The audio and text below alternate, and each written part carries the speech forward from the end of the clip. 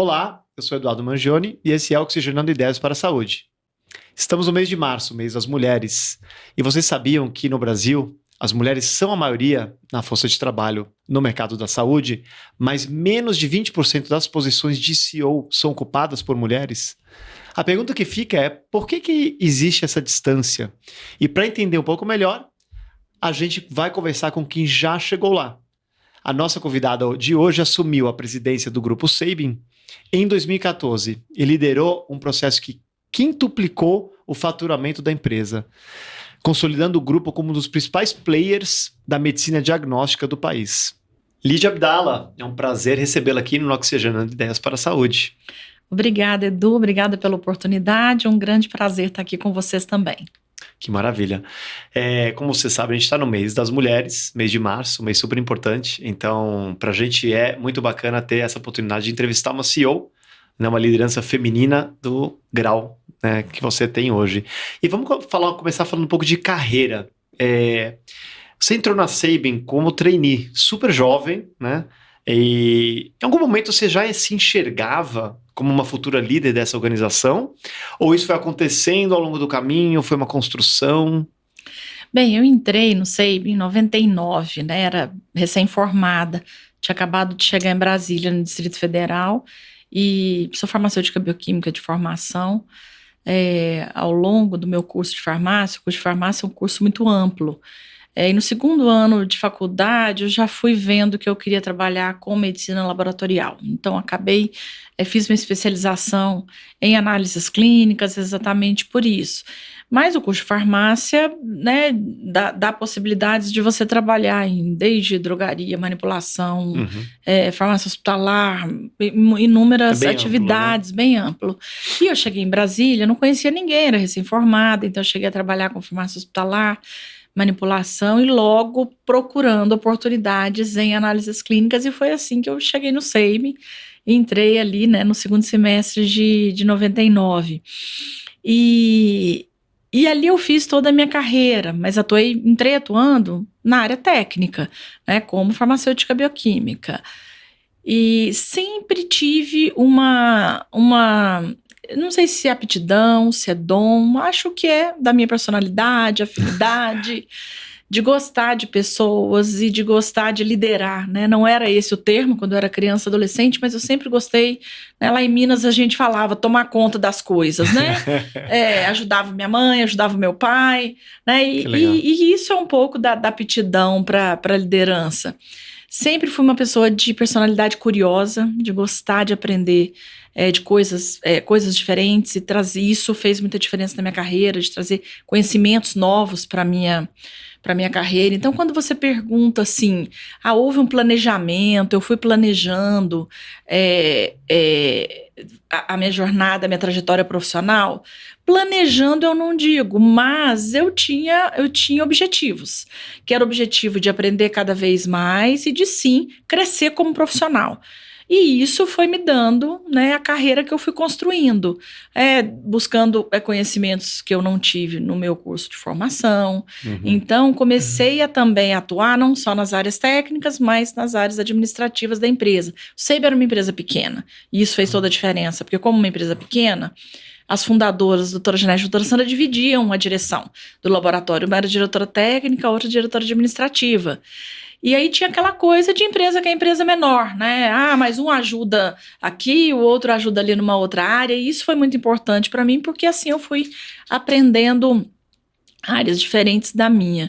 E foi assim que eu fui construindo a minha carreira. Claro que em 2003 eu assumi a gerência técnica do laboratório, o laboratório já estava crescendo, e eu falo laboratório porque era um laboratório de análises clínicas, a gente atuava só com análises clínicas ali.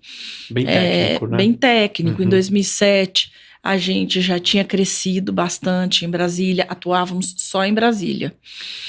Em 2009, com o crescimento da empresa no mercado, as fundadoras fizeram uma reorganização de estrutura.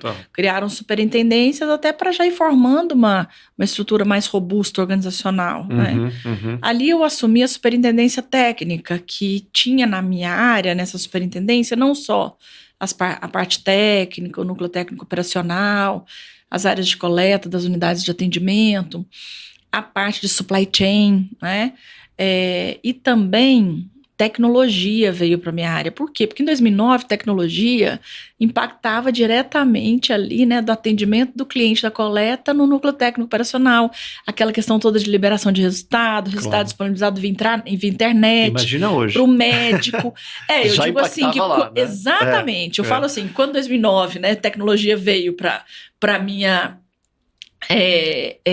para minha área, não era nada do que, nem perto do que é hoje. Mas foi aí que você nem se deu imaginávamos, conta? Só né? para entender. Então, esse é o momento que você se deu conta de eu sou uma superintendente técnica, mas para eu alcançar outros patamares eu preciso ampliar. Na realidade, foi até antes. Ali em 2005, quando eu já tinha uma atuação como gerente técnica e que eu já tinha a área de supply chain comigo, eu já tive que começar a entender, a buscar conhecimento, né, mais estruturado da parte fiscal, né, parte tributária, até pela relação com o fornecedor. Então, isso já começou a abrir para mim a vontade de trazer outros conhecimentos para minha carreira. Perfeito. E foi ali, e aí foi 2009 superintendência técnica, 2010 nós começamos a desenhar e estruturar o planejamento estratégico de crescimento do grupo, e 2012 efetivamente começamos esse projeto dos M&As, de comprar outras empresas. E o grupo expandiu muito. E o grupo expandiu e cresceu, e cresceu muito. E você comentou que são duas fundadoras, né, do Grupo Sabin, a Janete Vaz e Sandra Costa. Isso mesmo. Como que a convivência com essas lideranças femininas tão fortes assim moldou a sua visão sobre gestão? Sem dúvida foi determinante, né? Determinante para a minha carreira, né? E para a minha atuação também. Eu falo que eu venho de uma família de mulheres muito fortes, né? Minha mãe, minhas tias, as irmãs dela, então eram mulheres que dentro ali do seu momento, né, do momento em que viveram, em que viviam, eram mulheres que trabalhavam, cuidavam da família, buscaram estudo, formação, em um momento em que as mulheres quase não faziam isso, né, era muito menos. Uhum. E eu digo que eu tive, então, esse exemplo muito forte de família. E depois fui trabalhar com duas mulheres também, né, muito fortes, com visão empreendedora, que valorizavam muito o desenvolvimento de pessoas, essa busca, né, de conhecimento, de novos aprendizados, veio muito delas, né, a influência muito forte na minha carreira.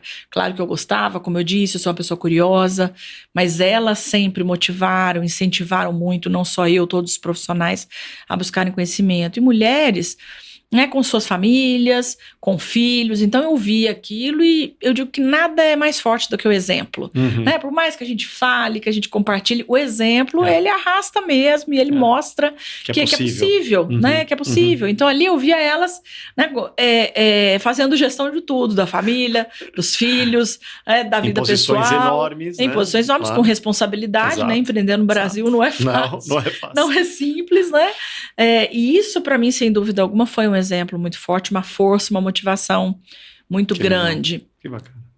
E uma empresa, claro que as pessoas às vezes perguntam, fez diferença para você no seu crescimento, carreira, você está numa empresa fundada por duas mulheres? Claro que fez, né? Exatamente por isso que eu disse, pela força do exemplo, pela evidência ali de que era possível. As pessoas às vezes perguntam assim, porque em 2012 nós iniciamos o projeto de expansão geográfica, em 2013 já estávamos presentes em 4 estados além do Distrito Federal, a empresa começou a crescer, inclusive, né, capilaridade. E aí foi quando a doutora Janete e a doutora Sandra decidiram que era o momento de crescer a liderança da empresa, tornar a gestão da empresa ainda mais profissional, e criaram um conselho de administração e me escolheram para assumir a presidência do grupo em 2014. Então eu estou como presidente do SABIN há 12 anos, janeiro de 2014. E ali já teve momentos que me perguntaram, Janete e a Sandra te escolheram para ser presidente do SABIN porque você era mulher? Eu falei, claro que não, né? Elas não fariam isso. Elas tinham já certamente não, né? A empresa delas e uma responsabilidade, né? A empresa já era grande ali. Em 2013, né? Tínhamos 180 unidades já no Brasil, 1.800 colaboradores. Nossa. Então, uma responsabilidade muito grande. Elas me escolheram porque eu era, né, uma das profissionais que estava preparada para assumir, né, tal posição. Preparada no sentido de tinha a cultura da empresa, conhecia muito a operação a fundo, conhecia muito o setor de saúde. E eu digo que esse é o grande diferencial do Sabin, né, porque estar preparados, muitas vezes ninguém está plenamente, Não, né, sem pronto dúvida para não. os novos Sem desafios. dúvida. Mas é você saber que você tem o potencial para chegar lá. E o Sabin sempre teve essa visão, e que é muito a visão das fundadoras, né? De investir nas pessoas e que é o que eu falei antes, de ser exemplo para mulheres, para homens, né, de que podem ocupar os lugares que quiserem, da mesma forma, não tem problema em engravidar, né, você ter filho não vai te deixar menos produtiva ou mais comprometida, menos dedicada à empresa, isso nós ouvimos delas inúmeras vezes, porque a maternidade, ela é ainda hoje o grande paradigma na vida das mulheres, né, É o grande na divisor carreira. de carreira, né? Sem ainda dúvida. É o grande divisor de carreira, porque é aquele momento onde a gente se depara. E agora, né? Quantas mulheres postergam,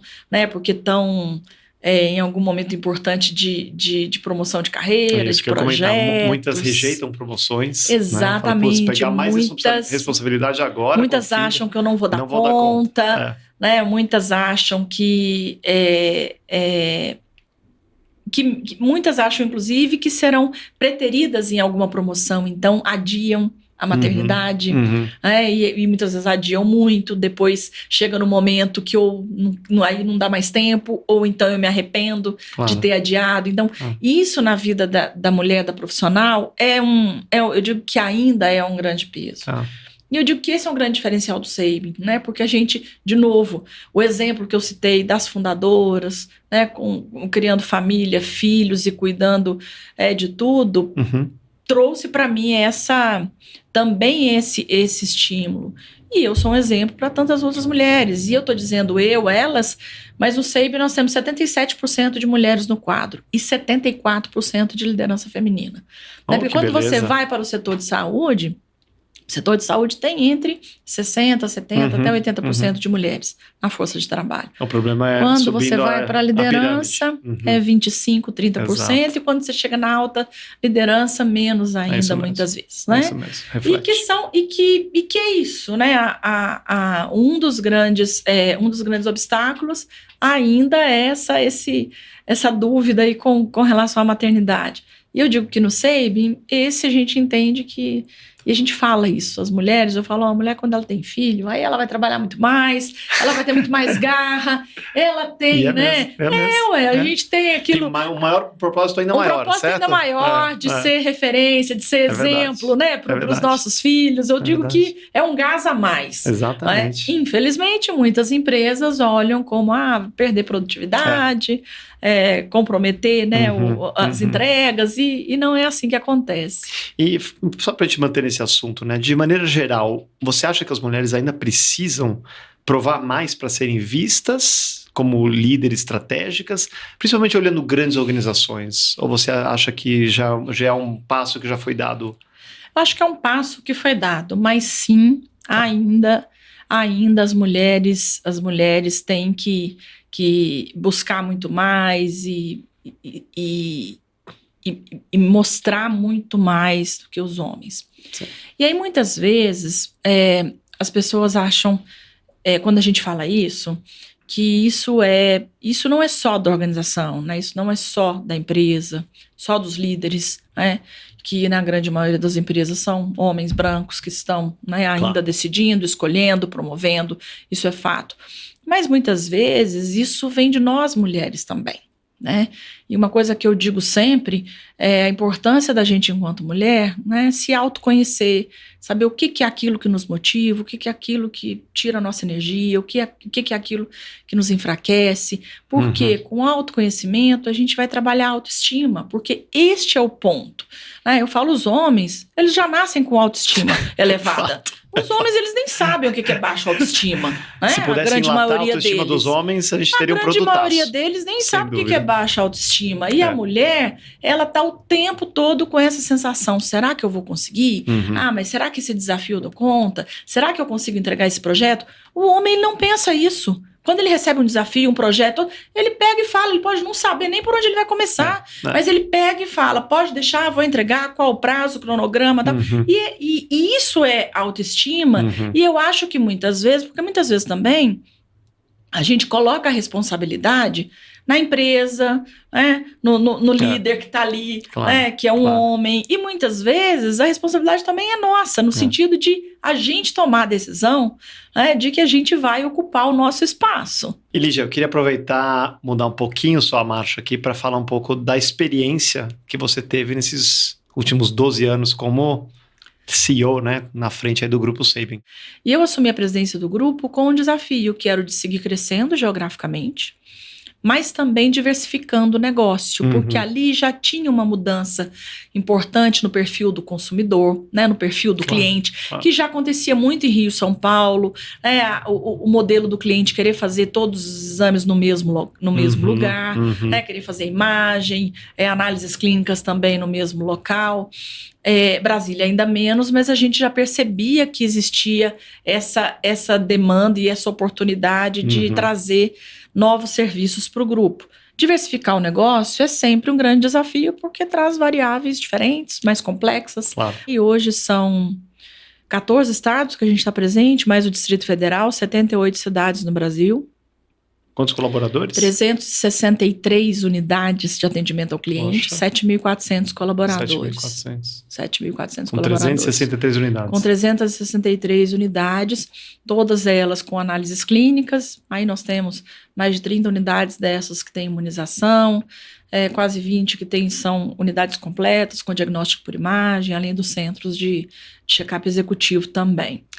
Então, vou aproveitar de fazer uma pergunta que eu estou com bastante curiosidade, Uma operação desse tamanho, obviamente, ainda mais uma profissional que cuidava, já tinha sob sua gestão tecnologia, deve estar olhando maneiras de integrar a inteligência artificial, O que você tem visto, feito, estudado, até para olhar um pouco do futuro da visão da companhia, da Sabin, sem, claro, mudar a essência de vocês, mas colocando a inteligência artificial a favor? A gente tem olhado, assim, principalmente duas vertentes, A primeira é no próprio core, os exames, os algoritmos, que a gente já oferece diferentes tipos de exames, os exames genéticos, a medicina personalizada, preditiva, quando a gente olha para a população já envelhecendo. Hoje já é uma realidade. É uma realidade. Vocês já têm AI? Já temos IA, soluções, ferramentas de IA em várias áreas para realizar determinados tipos de exames específicos.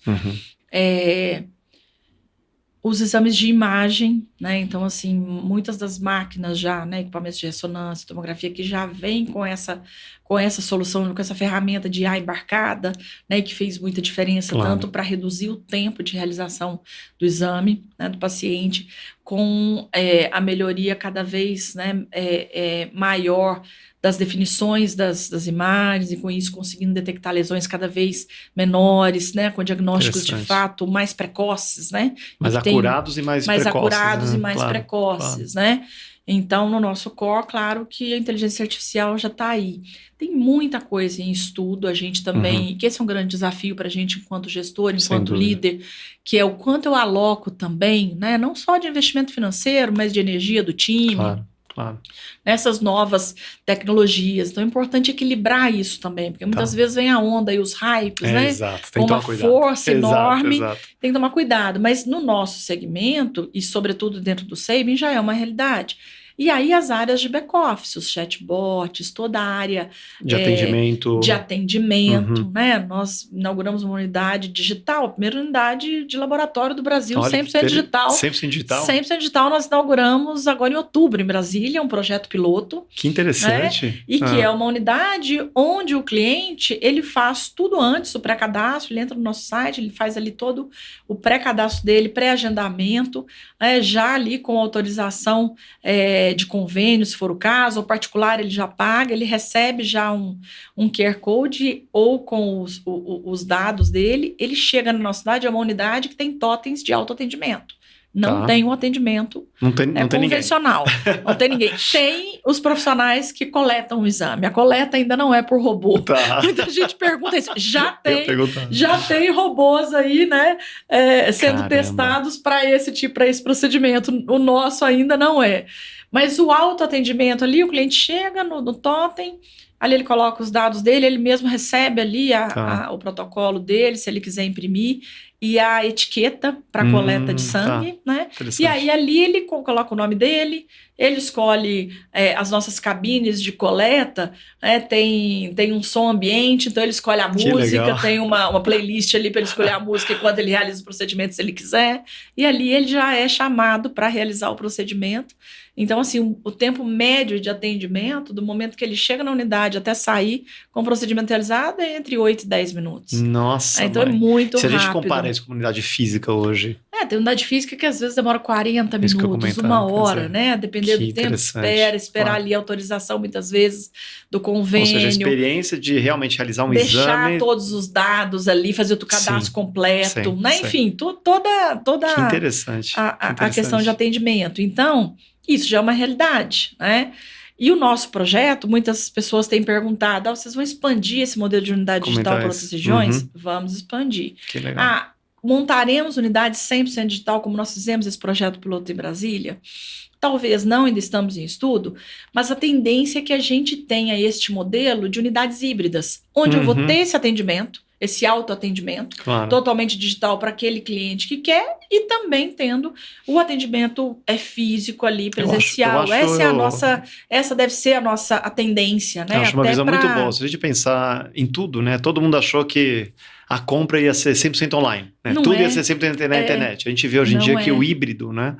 Você tá a opção daqueles que têm um perfil de querer um atendimento mais rápido, tudo digital, e o outro perfil de pessoas que talvez não, né? Talvez não. Quero conversar com o profissional, quero ter esse contato humano, que é importante. E ainda mais em saúde, né? Sem saúde dúvida, tem muito sem isso, dúvida, né? Sem saúde dúvida. A gente tem, é uma relação de confiança.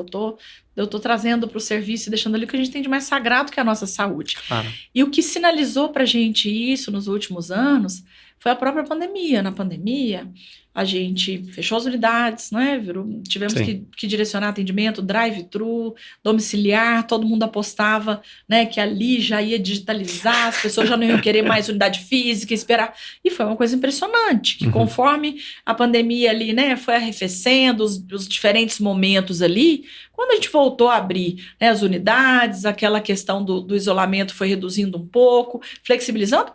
1 ano depois, os clientes tinham voltado 100% para o atendimento nas unidades, tendo todas as possibilidades, porque as unidades drive-thru continuavam lá, o serviço domiciliar, né, ampliado continuava disponível, mas o cliente, de fato, escolheu que ele queria voltar, e que é isso que você falou, vão ter aqueles clientes que vão preferir o serviço domiciliar, tem aquele que vai querer o digital rápido de fazer tudo e só ir fazer o procedimento, e terão aqueles que irão continuar usando a unidade física. Então, quando a gente fala de inteligência artificial, tem isso que é muito no atendimento e tem back-office mesmo, a área de faturamento, financeira. Eu acho que é um ganho de produtividade. Aí é um ganho de produtividade importante, necessário. Né? Importante, necessário. Para se manter competitivo também. Para se manter competitivo, de produtividade e até de minimizar retrabalho, falhas. Né? Que é exatamente onde a tecnologia pode nos ajudar a fazer melhor, né? do que nós, seres humanos, fazemos. Legal. E você tem um case muito interessante, porque o crescimento que vocês tiveram foi brutal. Né? Vocês são uma referência nacional, né? Um grupo que começou com, né, uma unidade, foi expandindo, né? Foi tendo ambição, com uma gestão bem profissional, acho que uma cultura bem forte, ajuda muito, não tenho nem dúvida. Investir em pessoas, né? Que eu acho que é a alma de vocês também. E eu vejo que hoje crescimento é chave para todo mundo, né? Hoje todo mundo está buscando crescimento, como eu cresço, né, tem crise, tem dificuldades, mas como que eu cresço? E eu queria que você me ajudasse a entender um pouquinho, quando a gente analisa líderes de saúde, o que você acha que é o principal erro que eles cometem quando eles pensam em crescimento? Eu acho que primeiro estabelecer muitas vezes, né, ali O planejamento estratégico, quando a gente faz, eu digo que o PowerPoint aceita tudo, né? Fato. Aceita tudo, a gente faz lá as simulações, as planilhas de Excel, aceita tudo. Mas você ter a capacidade, primeiro, um time preparado e a capacidade de execução é que faz toda a diferença. Então, você tem que ir desenvolvendo qual é o seu modelo ali de execução, disciplina, né? Disciplina para cumprir cronograma, prazo, disciplina financeira, obviamente. Eu acho que talvez uma das falhas seja aquilo. Eu vou fazer um planejamento estratégico, eu preciso crescer, crescimento exponencial. Se você for para buscar literatura ou consultar livro, internet, então você acha um monte de receitas, inclusive prontas, né? Claro, e que muitas vezes não servem para gente. Eu acho que você também ter a capacidade de discernir o que é para o seu negócio, né? E colocar foco também nisso. Né? Ter pessoas, time preparado, colocar foco, né, naqueles projetos que você escolheu para aquele período e acompanhar de perto a execução. Sem dúvida alguma, Legal. Esse foi assim, o grande diferencial do Sabin. E crescer, mas crescer sabendo que porque o crescimento ele traz para a gente muitas coisas, né? Dá visibilidade, reputação, e com isso muitas vezes, né, também vem o brilho, o orgulho, Claro, isso se transforma muitas vezes em vaidade, e achar que você sabe tudo, achar que aí você já pode encurtar o caminho, na hora de planejar, na hora de montar os planos de ação e executar, aí é onde você entra numa zona de risco de falhar. Eu digo que o líder, uma coisa que a gente tem que trabalhar sempre, cultivar, é a capacidade do aprendizado. Capacidade de aprender o novo, a capacidade de estar desaprendendo às vezes e reaprendendo, né? Porque estão surgindo coisas novas o tempo todo. E para o líder ter genuinamente, verdadeiramente essa capacidade, ele tem que ter humildade. Porque a gente, quando cresce, você vai ficando maior, você vai conhecendo mais, naturalmente, né? Você, não, isso eu já sei. Vai dominando isso é assim, mais, controlando melhor. Isso eu já sei, exatamente. Isso é uma coisa que a gente fala muito dentro do Sabin, né? Quanto maior a gente vai ficando, maior a responsabilidade, maior os riscos e mais a gente tem que estar pensando em vamos voltar na nossa essência o tempo todo, vamos voltar na essência, para a gente não se desviar do caminho. Erros, falhas, claro que acontecem, né? Planejamento estratégico, a gente vai errar, mas quando você tem ali, né, muito claro qual é o seu objetivo e a humildade de reconhecer que, opa, esse caminho está errado, e a gente fala muito isso dentro do Sabin, se você está vendo que está pelo caminho errado, não fica chorando pelo erro, não, vai lá, corrige, muda a rota e segue em frente. Né? A falha, o erro ficou para trás e pronto, e vamos seguir, né, no caminho que a gente sabe que é o melhor caminho. Falar é fácil, né? Mas fazer isso no dia a dia, tomar essa decisão muitas vezes de falar assim, esse projeto não vai dar certo, não é isso que a gente pensava, não vamos fazer e vamos agora direcionar para isso. Não, porque eu digo isso muitas vezes. É difícil. A gente se apega ali, né? Às coisas que a gente idealizou, projetos. E muitas vezes não é aquilo que o mercado quer, não é aquilo que o cliente precisa, não é aquilo que vai trazer valor para o cliente. E perde-se muito tempo naquilo, né? E perde-se muito tempo. Então também ter essa... E isso tudo é disciplina de execução daquilo que a gente planejou, porque aí você consegue perceber rápido, né, se tem uma decisão errada, se tem um caminho que não está dando, né, aquele crescimento, ou aquele retorno, aquela sinalização que a gente planejou e esperava. E velocidade de decisão, né, que está um pouco nisso que eu falei, mas você tem, independente do tamanho da empresa, porque isso naturalmente vai acontecendo. Uma empresa grande, a empresa vai crescendo, você tem que ter muito mais controles internos mesmo. Sim. A estrutura organizacional vai crescendo, tem hierarquia mesmo, mas o tempo todo, e isso eu costumo dizer, meu pessoal lá no Sabin sabe disso, né? É você também olhar, porque é uma gestão de detalhes e disciplina para... Eu sou uma empresa grande, eu tenho que ter controle. Sim, vão ter os processos que eles serão, né, cada vez mais controlados, mas não engessar nada e não ter velocidade para decidir, para fazer as coisas acontecerem. Gostei muito da resposta. Acho que eu penso muito parecido. Tinha um chefe que falava antigamente que a única estratégia que o consumidor vê é a execução. É isso. É. E a gente tem que realmente estar muito focado, não no PowerPoint, não no Excel, mas no de fato que está funcionando, né? A ponta. É isso, no nosso né? crescimento, só para complementar, do que você fez essa pergunta, na expansão nossa geográfica, são 14 anos do projeto de expansão, né? De chegar Deus. em cidades que não são só capitais, a gente tem uma atuação forte em grandes regiões de interior. Então, essa capacidade de acompanhar a execução e de acompanhar no detalhe, né? Que é o que você disse. Eu consegui levar, de fato, a minha unidade lá está pronta, com o padrão de atendimento que eu quero, com o sistema integrado. Nós temos sistema de atendimento integrado no Brasil todo. É que horas que eu vou sair para o mercado para fazer marketing, para divulgar. Claro. Na hora que dentro tiver tudo funcionando. Casa em ordem. Tudo certinho. Por quê? Porque eu falo isso, o cliente, ele dá a chance para gente, quando ele não conhece o serviço, ele te dá a chance de vir conhecer. Agora ele vem, se ele se decepciona, muitas vezes ele não volta, ele fica com uma percepção negativa, Exatamente. ele compartilha isso com família, com amigos. Então é melhor muitas vezes você demorar um pouco mais, para sair, para atrair um cliente que ainda não te conhece, mas ter certeza que quando ele vem, você vai fidelizá-lo, do que muitas vezes você... E esse é o risco, você planeja, tem que ter crescimento acelerado, então eu já tenho que colocar a meta, eu estou organizando a casa aqui, mas eu já estou divulgando lá e solta a campanha de marketing para atrair o cliente vem. Mas se ele tem uma experiência ruim, ele não volta mais. Excelente dicas de experiência, né, de alguém que viveu, achei excepcional. Para a gente, Lídia, encerrar com chave de ouro, aproveitando o mês da mulher, o que você diria para uma jovem profissional de saúde, que está começando sua carreira agora, que nos está ouvindo, está nos assistindo nesse podcast, que sonha ocupar uma posição de liderança como a sua?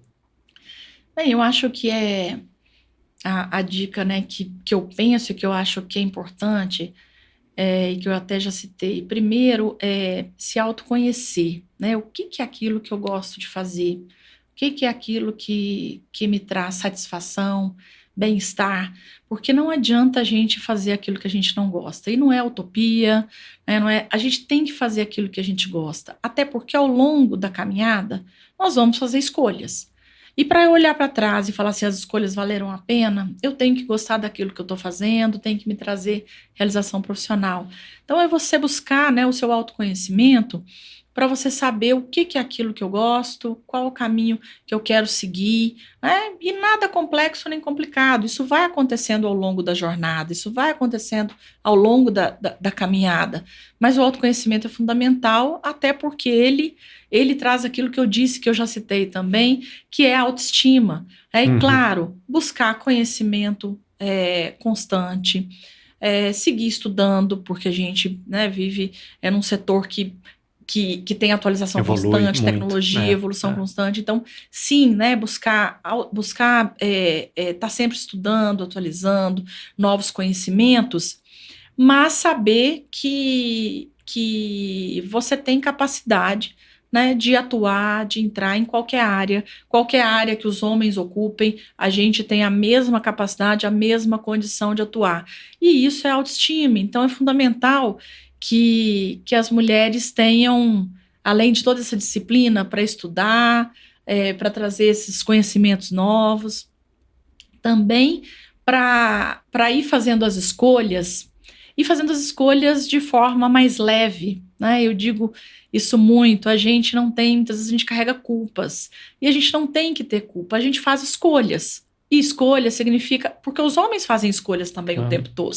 E não só as mulheres. Significa abdicar significa abdicar, em algum momento do meu tempo com meu filho, com meu marido, com a minha família. E tá tudo bem, E tá tudo bem, porque a mulher, o tempo todo que ela tá escolhendo, ela tá também carregando uma culpa. Então, enquanto profissional, na sua carreira, faça escolhas que tenham alinhamento com seu propósito de vida, com seus valores, sem dúvida alguma, que te realizem, e aí é olhar para frente. O que ficou para trás e eu não consegui fazer. Eu tenho uma coisa que eu digo sempre, e que eu falo assim, as mulheres, a gente está sempre equilibrando vários pratinhos. É o prato da família, é o prato da saúde, é o prato do filho, do trabalho, da casa, dos projetos, estudos pessoais. E eu falo que a mulher, como todos, estão equilibrando os seus pratinhos. E a mulher, ela tem aquela aquela responsabilidade de achar que ela tem que o tempo todo estar conseguindo equilibrar todos os Perfeitamente pratos. bem, né? E não. Então, assim, se permita a saber, essa semana o pratinho do trabalho vai cair. Essa semana o pratinho da família vai cair. Essa semana o pratinho da casa vai cair. E tá tudo bem, né? Uhum. É só escolher não deixar o pratinho, sempre o mesmo pratinho, cair Exato. seguidamente. Né? Mas é saber que tá tudo bem e que isso faz parte de nós, seres humanos, também, né? A liderança também tem que se permitir isso. Né? Somos vulneráveis, e isso faz parte, inclusive, para que a gente tenha uma liderança também mais humana, que é isso que não só a saúde precisa, mas o mundo precisa. Lídia, eu queria agradecer muito, eu sei que seu tempo é um tempo escasso, e foi espetacular, foi inspiracional. Acho que esse episódio é especial. Espero que inspire muitas mulheres aqui, nossas ouvintes. E vou só resumir o que você falou agora no final, que eu achei brilhante, né? E a gente conversou um pouco sobre aquele momento difícil na vida da mulher. Então, o autoconhecimento para construir autoestima, certo? Sim. E a segunda coisa que eu acho que, só resgatando lá de trás, existe sim um momento crucial na carreira da mulher, né? Geralmente, quando ela está subindo na carreira, né, tá começando a galgar posições e ela engravida, né? Vai ter um filho, etc. Muitas vezes a mulher não acha que tem a capacidade, né, de levar maternidade e trabalho, né, e desistem, perdem a ambição. Por isso que a Sabin, dou parabéns a você e ao grupo Sabin como um todo, porque não basta ter mulheres, né, compondo a companhia, vocês já estão quase 80%, mas quando a gente olha realmente o funil e o topo dessa pirâmide, mulheres na liderança é um problema global, eu diria que não é nem Brasil. Não é Brasil. E eu acho que realmente o grande insight né, por isso é a ambição prejudicada, a falta de apoio quando a mulher realmente tem que assumir uma família, né? E a gente hoje vê que é possível, né? Eu acho que realmente inspira muito as pessoas que estão assistindo e espero que encoraje muitas de vocês aí a não desistirem e a se inspirarem que realmente existe algo maior e dá pra gente equilibrar esses pratos de maneira saudável. Muito obrigado de novo, Lídia. Obrigada também a vocês pela oportunidade.